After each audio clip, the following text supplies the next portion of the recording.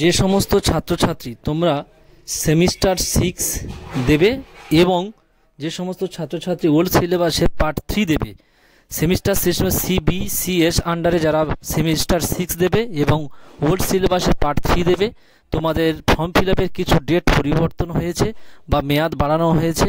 অবশ্যই করে তোমরা নোটিশটি দেখে নিও আর আমার চ্যানেলটি সাবস্ক্রাইব করে রেখো, এরকম নতুন নতুন আপডেট তোমরা পেয়ে যাবে।